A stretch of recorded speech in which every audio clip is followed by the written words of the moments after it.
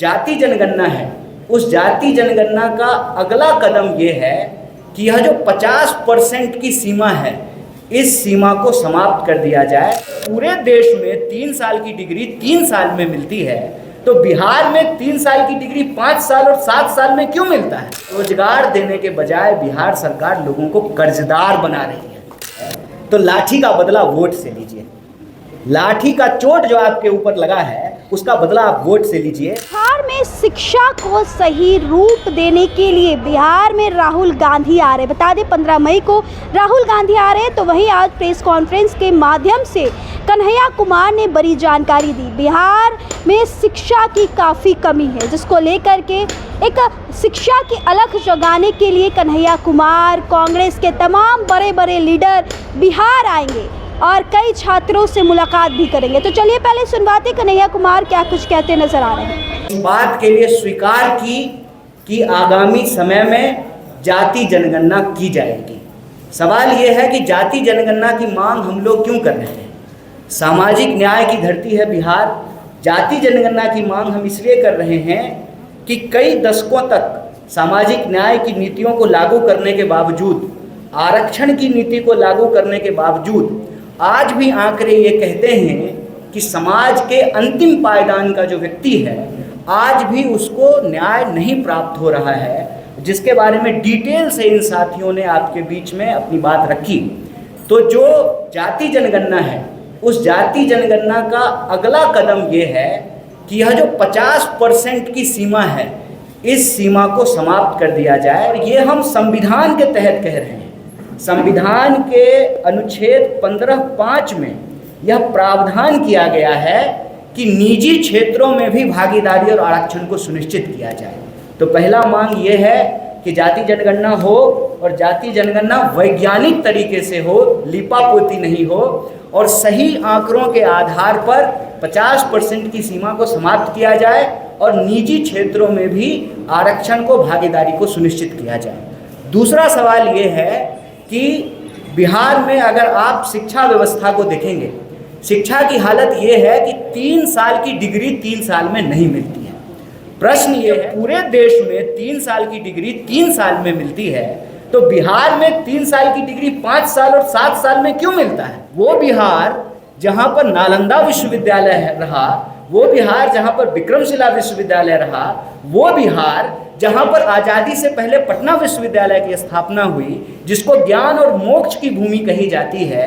आप बिहार में किसी भी धर्म का इतिहास उठा करके देख लीजिए, उसका इतिहास बिहार से जुड़ा हुआ है।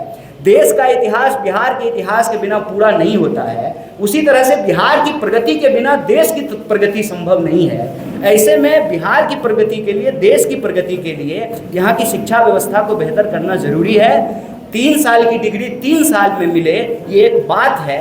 इसके तहत जो मुख्य सवाल ये हैं कि जहाँ शिक्षक नहीं है वहाँ शिक्षक हों, इंफ्रास्ट्रक्चर को बेहतर किया जाए। केजी से पीजी तक सरकार का फैसला है कि SC, ST, OBC, पिछड़ा, अति पिछड़ा और सभी वर्ग की महिलाओं के लिए केजी से पीजी तक फ्री एजुकेशन है। तो ये अलग अलग कॉलेज में अलग अलग फीस कैसे लिया जा रहा है, अलग अलग यूनिवर्सिटी में अलग अलग फीस कैसे लिया जा रहा है, अलग अलग कोर्स के नाम पे अलग अलग फीस कैसे लिया जा रहा है। आप बीएड का फीस उठा करके देख लीजिए, आप BBA का फीस उठा करके देख लीजिए, आप मास कॉम का फीस उठा करके देख लीजिए। तो जब सरकार का फैसला है कि सरकारी संस्थानों में केजी से पीजी तक शिक्षा मुफ्त होगी, तो इसको लागू क्यों नहीं किया जा रहा है? बिहार में प्लेसमेंट सेल को क्यों नहीं लागू किया जा रहा है? बार बार क्यों पेपर लीक हो रहा है? रोजगार का जो सवाल है, 4 लाख 4.5 लाख से ज़्यादा पोस्ट खाली है, उन पोस्ट को क्यों नहीं भरा जा रहा है? और कोई परीक्षा, चाहे BPSC की हो, Tier 3 की परीक्षा हो, किसी भी डिपार्टमेंट की परीक्षा हो, उनको जो है नौकरी नहीं मिल रही है। रोजगार देने के बजाय बिहार सरकार लोगों को कर्जदार बना रही है। आप ये देखिए कि 2000 करोड़ से ज़्यादा रुपया जो है बिहार के विद्यार्थियों के ऊपर कर्ज है। नौकरी मिलने से पहले, मतलब रोजगार मिलने से पहले एक विद्यार्थी जो है वो कर्जदार बन जा रहा है। तो सरकार से हमारी यही मांग है कि साहब, यह जो डबल इंजन की सरकार है, यह डबल इंजन जो है ना पूरा गुजरात की तरफ घुमा हुआ है। रोजगारों उधरे जा रहा है, नौकरियों उधरे जाएगा, बुलेट ट्रेन भी वहीं बनेगा, सारा डेवलपमेंट वहीं होगा। तो ये डबल इंजन जो है डबल इंजन जो है वो बिहार की तरफ क्यों नहीं घूम रहा है, जो रोजगार लेकर के आए। सरकार से यही मांग है कि लाठी नहीं नौकरी दो। और एक बहुत महत्वपूर्ण विषय जो यहाँ साथी ने उठाया कि SC ST सब प्लान का पैसा आप किसी दूसरे चीज पे कैसे खर्च कर सकते हैं। आप जब भी सरकार के किसी नुमाइंदे से पूछेंगे कि यह जो मौजूदा डबल इंजन की सरकार है इसने क्या किया है, तो मुंह छूटते ही सबसे पहले वो कहेंगे हमने पुल बनाया, हमने सड़कें बनाई हैं। आप पुल बनाए हैं, सड़कें बनाए हैं, हालांकि ये अलग बात है कि यहाँ पे जो है पुल चोरी भी हो जा रहा है। जहाँ नदी नहीं है वहाँ भी खेत में पुल बन जा रहा है। सवाल ये है कि आप SC ST सब प्लान का पैसा दूसरे मद में, दूसरे हेड में कैसे खर्च कर सकते हैं। ये सीधे तौर पर यह दलित विरोधी कार्रवाई है।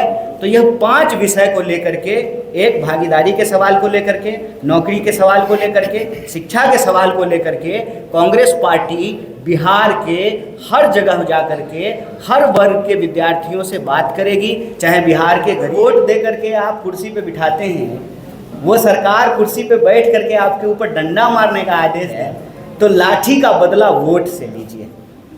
लाठी का चोट जो आपके ऊपर लगा है उसका बदला आप वोट से लीजिए। इसलिए यहाँ पे हमने स्पष्ट तरीके से हमारे साथी ने कहा कि हम रोजगार मांग रहे हैं, हमको कर्जदार मत बनाइए, और हम आपसे नौकरी मांग रहे हैं तो आप हमको लाठी मत दीजिए, लाठी नहीं नौकरी दो।